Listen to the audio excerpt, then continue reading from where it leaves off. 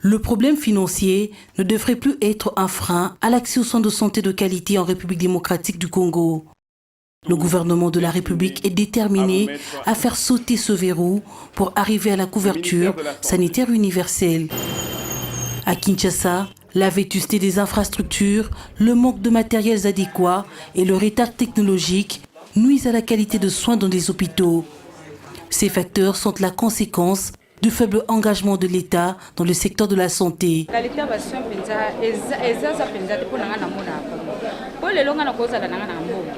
Pour moi, la qualité de soins dans notre pays n'est pas à la hauteur. Car aujourd'hui, je peux avoir l'argent pour assurer par exemple le traitement de mon enfant, mais les tracasseries feront en sorte que je nous tienne gain de cause.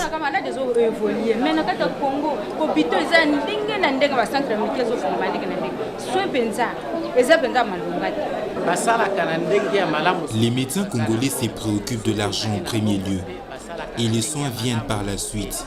En cas de manque d'argent, c'est la désolation et l'abandon. Nos médecins sont en mesure d'assurer notre traitement. C'est plus le manque de matériel adéquat qui pose problème. À Kinshasa comme à l'intérieur du pays, le problème se pose avec acuité. Au centre de santé d'Oninga, à Walikale, les conditions de prise en charge des malades sont déplorables. Les malades allongés sur des nattes, à même le sol, se déclarent oubliés de l'État. Nous assurons tout.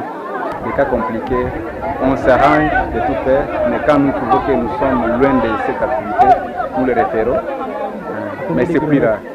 Bon, à 8 jours de marche, donc les malades peuvent décéder même en cours de route, mais nous arrangeons quand même de tout faire et Dieu nous aide aussi. Et ici, tel que vous venez de voir, c'est une institution tellement délaissée il y a longtemps parce que ça se trouve loin des activités routières.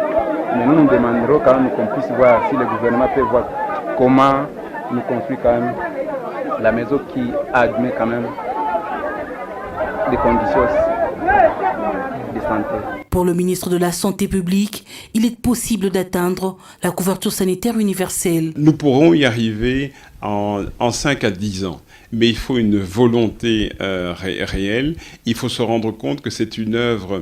Il faut aussi une stratégie, une concertation avec tous les acteurs. Tous les acteurs de la société doivent être impliqués. Les prestataires, le gouvernement, mais également la communauté. La communauté a une part de responsabilité aussi à jouer dans la mesure où la santé est d'abord avant tout un capital dont nous disposons et nous sommes responsables de ce que nous faisons de ce capital santé. La détermination, certes, mais il faut du concret. C'est ce qu'attendent les Congolais d'un gouvernement qui ne cesse de réitérer son engagement à relever ce défi de la couverture sanitaire universelle.